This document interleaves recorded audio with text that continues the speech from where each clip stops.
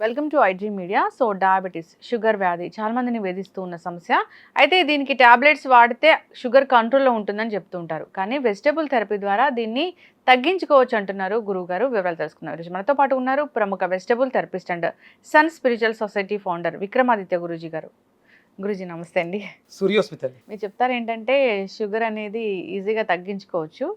So దీనికోసం మంచి మంచి వెజిటబుల్స్ ఉన్నాయి అని. అసలు షుగర్ వ్యాధి అనేది ఎందుకు వస్తుంది, వెజిటబుల్ థెరపీ ఏం చెప్తుంది, దీన్ని ఎలా న్యాచురల్ వేస్లో తగ్గించుకోవచ్చు? అంటే ఇప్పుడున్నటువంటి పరిస్థితులలో ప్రతి మనిషి జీవితం కూడా స్ట్రెస్, విపరీతమైనటువంటి ఒత్తిడి, అలాగే జీవన విధానాల్లో వచ్చినటువంటి మార్పులు, అభివృద్ధి, జీవన విధానాల్లో వచ్చినటువంటి అభివృద్ధి మిమ్మల్ని ఆర్థికంగా సంపన్నుల స్థితికి తీసుకెళ్ళిపోతుంది. పోటీ ప్రపంచంలో నెంబర్ 1 స్థానం కోసం పోటీపడి విజయాన్ని సాధిస్తున్నారు ఆర్థికంగా. కానీ ఆరోగ్య విషయంలోకి వస్తులోకి అధఃపాతాళానికి పడిపోతున్నారు. తేరుకోలేని చూసి తట్టుకోలేని స్థితికి వెళ్ళిపోతున్నారు. దీనికి ప్రధానమైనటువంటి కారణం మనస్సు. అంటే ఆయుర్వేద శాస్త్రం కావచ్చు, లేకపోతే న్యాచురల్ థెరపీ, ఎవరైనా ఏదైనా ఒక్కటి ఫస్ట్ మనసు చెడిపోతే శరీరం పాడైపోతుంది. ఇక్కడ మనం మనసుని చాలా జాగ్రత్తగా ఉంచుకోవాలి. అంటే చూపు వెళ్ళిన ప్రతి చోటకి కాళ్ళు వెళ్ళకూడదు, కాళ్ళు వెళ్ళిన ప్రతి చోటకి మనసు వెళ్ళకూడదని మనకు ఒక సామెత శాస్త్ర రూపంలో చెప్తూ ఉంటాం. ఇప్పుడు మనం ఇప్పుడున్నటువంటి పరిస్థితులలో విపరీతమైనటువంటి క్రేవింగ్స్, ఆకలి, విపరీతమైనటువంటి ఆకలి. పోనీ ఆకలి మంచిదే, అవసరం కూడా. కామిగాని వాడు మోక్షగామి కాడు అనే సామెత ఉంది. అంటే కామం అంటే కేవలం సెక్స్ ఒకటే కాదు. కామం అంటే కోరిక, మనం చూసే పదార్థాన్ని తినాలనే క్రేవింగ్ కామం. అదంటూ లేకపోతే, దాని మీద వ్యామోహం తీరకపోతే నువ్వు ఆధ్యాత్మికంగా ప్రయాణం చేయలేవు. ఆకలితో ఉన్నవాడు నువ్వు దైవనామ స్మరణ చేయి, సాధన చేయి, పూజ చేయి అంటే వాడు దృష్టి అంతా కూడా దేవుడికి పెట్టే ప్రసాదం మీద ఉంటుంది.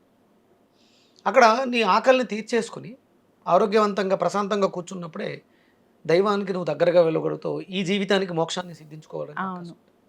అందుకని ప్రతిదీ అవసరం. ఎంత అవసరం, దాన్ని ఏం చేస్తున్నాం అంటే, మరి ఇప్పుడు ఈ ఆకలిని సృష్టించింది భగవంతుడే, ఆ పదార్థాన్ని సృష్టించింది భగవంతుడే. ఈ రెండిట్ల మధ్య మనం కొట్టుమిట్టాడుతున్నాం. ఈ ఆకలి వల్ల వచ్చినటువంటి పదార్థాన్ని తిని ఆరోగ్యాన్ని పాడు చేసుకున్నాం. ఇది ఎక్కడ చోద్యం? భగవంతుడు ఇంత సిస్టమ్ తయారు చేసి ఎందుకు పైన కూర్చుని అలా చోద్యం చూస్తూ కూర్చున్నాడు? ఇక్కడ మనం ఈ సృష్టిలో ఉన్నటువంటి చరాచర జీవరాశిలో, సమస్త కూడా జీవరాశిలో ఏ ఒక్క జీవరాశి కూడా ఆకలికి మించి అతిగా భోజనం చేయదు. అవును. మీరు ఎంత పెట్టినా దానికి ఎంత అవసరం అంతా తిని మిగతాది రేపటికి ఏమైపోతుందో అని ఆలోచించదు. సింహం కూడా వేటకెళ్తుంది, ఒక జీవిని సంహరిస్తుంది, తన ఆకలిని తీర్చుకుంటుంది, దాన్ని అక్కడ అలా వదిలేసి వచ్చేస్తుంది. ఇది రేపు పొద్దునకు ఉపయోగపడుతుందేమో అని తీసుకొచ్చి దాచుకోవటం కానీ ఆ పనులు ఏమీ చేయదు. ఒకవేళ ఇంకొంచెం తింటే రేపటికి ఉంటుందేమో అని కూడా ఆలోచించదు. ఏ జీవి కూడా అలా దాచుకోవడం ఉండదు. కేవలం ఒక మనిషి మాత్రమే భవిష్యత్తుని దృష్టిలో ఉంచుకొని అవసరమైనవి, అవసరం లేనివి కూడా దాచుకుంటూ ఉంటారు. మనకి ఒక సామెత ఉంటుందమ్మా, గతం, జరిగిపోయినటువంటి నిన్నటి గతం బాధను మిగులుస్తుంది. నిన్న నన్ను తిట్టారు, నిన్న నన్ను కొట్టారు, నిన్న నేను దాన్ని పోగొట్టుకున్నాను అనే గతం మనకి బాధని, భవిష్యత్తు రేపు ఏం జరుగుతుందో, రేపు ఈ స్థితిలో ఉంటానో ఉండను అనేది భయం. ఈరోజు వర్తమానంలో హ్యాపీగా ఉన్నాను, ఇవాళ నేను ఇక్కడ ఉన్న ఈ సమయం నేను చాలా బాగున్నాను. ఇందాక వచ్చే ముందు ఏం జరిగింది అనవసరం, వెళ్ళేటప్పుడు ఏం జరుగుతుందో అనవసరం. ఇప్పుడు వచ్చింది తలుచుకుంటూ ఉంటే ఈ ప్రయాణం సరిగ్గా జరగకపోతే అది బాధగా ఉంటుంది. నీతో నేను హ్యాపీగా ఈ సమయాన్ని నేను వినియోగించుకోలేను. వెళ్ళేటప్పుడు ఏం జరుగుతుందో అని ఆలోచిస్తుంటే భయంతో ఈ ఆనందాన్ని, ఇక్కడ జరుగుతున్నటువంటి ఈ సందర్భాన్ని నేను ఆస్వాదించలేను. ఈ స్థితి వల్లే మనకి ఇప్పుడు వస్తున్నటువంటి అనారోగ్య సమస్యల్లో అతిపెద్ద అనారోగ్య సమస్య షుగర్. 130 కోట్ల మంది జనాభాలో సుమారు 70-80% మనం షుగర్గా పరిణామంలో తీసుకోవచ్చు. ఇప్పుడు దానికంత అతి శీఘ్రంగా, అతి త్వరితగతిన పెరుగుతుంది క్యాన్సర్. అంటే దీనివల్లే, అంటే ప్రధానమైనటువంటి కారణం ఎసిడిటీ. ఎసిడిక్ నేచర్ ఫుడ్స్ అధికంగా తీసుకోవడం వల్ల వ్యవస్థలు పాడవుతున్నాయి, ఆకలి పెరుగుతుంది. గ్యాస్ట్రిక్ అనే సమస్య ఆకలిని పెంచుతుంది. ఇక దాన్ని ఎంత తింటున్నామో లిమిట్ లేకుండా తింటున్నాము. తినడానికి ముందు ఒక పెంటాప్రోజోల్ గ్యాస్ట్రిక్ టాబ్లెట్ ఒకటి వేస్తున్నాం, అది మన మెదడుని మొద్దుబారి చేసి ఏం తింటున్నావు ఎంత తింటున్నావో కూడా తెలియదు. అది విటమిన్స్ కూడా అబ్జార్ప్షన్ ఉండదు, ఇది కూడా చెప్తూ ఉంటారు. మొత్తం టోటల్ వ్యవస్థ కొలాప్స్ అయిపోతుంది. మ్మ్. మనకు న్యూట్రిషన్ వాల్యూస్ ఉన్నటువంటి మ్మ్. సప్లిమెంట్స్ ఏవో ఇస్తూ ఉంటారు వాళ్ళు, మ్మ్. వాటిని కూడా శరీరం యాక్సెప్ట్ చేయదు. మ్మ్. అది సహజ సిద్ధంగా మన శరీరానికి అవసరమైనటువంటి న్యూట్రిషన్ వాల్యూస్ అన్నీ కూడా మన నోట్లో ఉన్నాయి.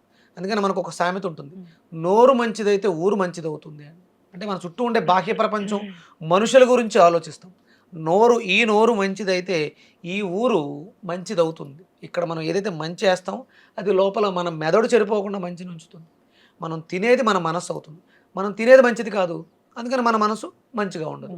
అందుకని ప్రపంచంలో ఉన్న అనారోగ్య సమస్యలన్నీ మన చుట్టే ఉంటే మనం ప్రధానమైనటువంటి కారణం మన సహజత్వాన్ని కోల్పోవడం, విపరీతంగా తినేయటం, ఎసిడిక్ నేచర్ ఫుడ్స్ అధికంగా తినడం, డైజెషన్ సిస్టమ్ పాడవటం డయాబెటీస్ అనే వ్యాధికి ప్రధానమైనటువంటి కారణం. తినడం, డైజెషన్ పాడవడం, డయాబెటీస్ అనేది రావడం, ఇదే అంతే. మణిపూరక చక్రం పాడైపోయిన వాళ్ళకి మాక్సిమం ఇప్పుడు ఉన్న వాళ్ళందరికీ కూడా డైజెషన్ సిస్టమ్ డ్యామేజ్ అయింది. ఎందుకంటే మణిపూరక చక్రం అంటే మన శరీరం షట్చక్రాల మీద ఆధారపడి మనం బ్రతుకుతున్నామని నమ్మిన వాళ్ళకి మన శరీరంలో చక్రాలు ఉన్నాయి. మూలాధారం దగ్గర నుంచి సహస్రారం వరకు ప్రధానమైనటువంటి చక్రాలు. అలాగే చిన్న చక్రాలు ఉంటాయి, మైనర్ చక్రాలు. స్ప్లీన్లో ఒక 2 చక్రాలు ఉంటాయి, లివర్లో ఒక 2 చక్రాలు ఉంటాయి. మనకి ఇక్కడ 4 హెడ్ చక్ర అని ఉంటుంది, వెనకాల బ్యాక్ హెడ్ మైనర్ చక్ర, చెవుల దగ్గర జా మైనర్ చక్ర, కళ్ళ దగ్గర టెంపుల్ మైనర్ చక్రాస్, ఈ ఫింగర్స్ టిప్ మైనర్ చక్రాస్, అరికాళ్ళలో సోల్ మైనర్ చక్రాస్. ఈ మన శరీరం అంతా కూడా సుమారు 224 చక్రాల మీద ఆధారపడి మనం జీవనాన్ని సాగిస్తాం. ఇందులో ప్రధానమైనటువంటిది సోలార్ మణిపూరకం.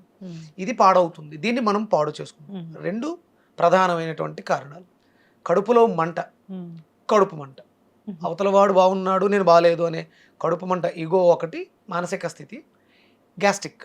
అవును గురూజీ, చాలా మంది కూడా చెప్తూ ఉంటారు, అంటే ఒక డయాబెటిక్ పేషెంట్ వెళ్తే మీరు స్ట్రెస్ ఫీల్ అవుతున్నారా అని అడుగుతుంటారు. డాక్టర్స్ కూడా అడిగారని మనకు వచ్చి చెప్తూ ఉంటారు. ఎస్, ఇవన్నీ ఒక్కొక్కటి ఇంటర్లింక్. మనకి ఇక్కడ వ్యవస్థ రిలేషన్ని పాడు చేసింది. మానసిక సంబంధాలు ఉంటాయి మనకి, మనుషుల మధ్య ఉన్నటువంటి సంబంధ బాంధవ్యాలు కూడా చెడిపోతాయి మణిపూరకం పాడైతే. కేవలం మీ మణిపూరకం పాడైపోతే రిలేషన్స్ బ్రేక్ అవటం, లేకపోతే ఫైనాన్షియల్ ప్రాబ్లమ్స్ రావటం, బ్యాంకు ఇది నిలవ ఉండవు, డబ్బు దాచుకుందాం ఉన్నా మాకు ఎక్కువ డబ్బు సంపాదిస్తున్నాను కానీ ఖర్చు ఎక్కువైపోతుంది, ఇది పాడవడం వల్ల వస్తుంది. అసలు మణిపూరకం పాడైతే నీ ఖర్చులు పెరగటం ఏంటి?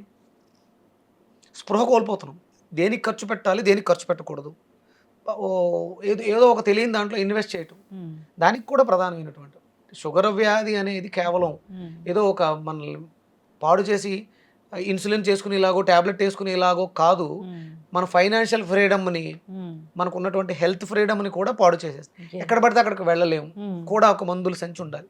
ఫ్రీడమ్ లేదుగా, ఇది మర్చిపోతే నీ పరిస్థితి దుర్భరం. లేకపోతే మెడికల్ షాప్ ఎక్కడ ఉందో వెతుక్కోవాలి, నీకు సంబంధించిన మెడిసిన్స్ ఉన్నాయో లేదో కనుక్కో. నువ్వు ఫ్రీడమ్గా హ్యాపీగా ఎక్కడ పడితే అక్కడ తిరగలేవు. ఫైనాన్షియల్ ఫ్రీడమ్, నీ దగ్గర డబ్బు ఉంటుంది, కంపల్సరీ ఉంచుకోవాలి. ఏ అవసరం ఎప్పుడు వస్తుందో, ఎక్కడ సడన్గా షుగర్ డౌన్ అయిపోతుందో, లేకపోతే షుగర్ వల్ల ఏ కిడ్నీని కొట్టేస్తుందో, ఏ హార్ట్ని కొట్టేస్తుందో మనకు తెలియదు. ఫ్రీడమ్ని కోల్పోతున్నాం. ఎందుకు అంటే మనం సహజంగా జ్ఞానాన్ని కోల్పోయాం. ఏది తినాలి ఏది తినకూడదు, ఎప్పుడు తినాలి ఎప్పుడు తినకూడదు అనే విచక్షణని కోల్పోయాం. కాబట్టి ఈ సమస్యలన్నింటిలో ఎదుర్కొంటాం. దీన్ని ప్రధానంగా లైఫ్ స్టైల్ మార్చుకుంటే, జీవన విధానాన్ని మార్చేసుకుంటే, అవసరమైంది ఏంటి అని చూడగలిగితే ఈ సమస్య గురించి మనం అసలు మాట్లాడుకోక్కర్లేదు. ఎస్. అయితే గురుగారు, షుగర్ వచ్చేసింది, మరి దీన్ని కంట్రోల్ చేసుకోవాలంటే వెజిటబుల్ థెరపీ ద్వారా సాధ్యమేనా? ఏ వెజిటబుల్స్ తీసుకోవాల్సి ఉంటుంది? ప్రధానంగా వెజిటబుల్ థెరపీని మనం మాట్లాడుకుంటూ ఉన్నాం, పరిచయం చేసి ఉన్నాం. ఇందులో ప్రధానంగా వెజిటబుల్ అనే దాన్ని పక్కన పెడితే ఫస్ట్ సూర్యోదయానికి పూర్వమే నిద్రలేవు. ఒక వెజిటబుల్ వేసిన ఆ ఫుడ్ని అబ్జార్బ్ చేసుకోవడానికి కానీ అరిగించుకోవడానికి కానీ ఇక్కడ సోలార్ అనేది బాగుండాలి. మనకి మీరు మంచి వేడినీళ్ళు హీటర్ ఉందమ్మా, దానికి సోనాల్ ప్యానల్ పైన ఉంది, ట్యాప్ మంచి కాస్ట్లీ ట్యాప్ వేయించారు, నీళ్ళు సరిగా రావట్లేదు, వేడి నీళ్ళు మనకు కావాల్సిన వేడి నీళ్ళు రావట్లేదు. మీరు ట్యాప్ని ఎంత మారిస్తే, పైపుల్ని ఎంత మారిస్తే లాభమే ఉంది. పైన ఆ సూర్యుడికి ఎదురుకుండా ఉన్నటువంటి ప్యానల్ ఏదైతే ఉందో దాని మీద ఏదైనా అడ్డు ఉందనుకో, సూర్యరశ్మిని స్వీకరించలేకపోతుంది. పగిలిపోయిందనుకో, సూర్యరశ్మిని స్వీకరించినా లాభం లేదు.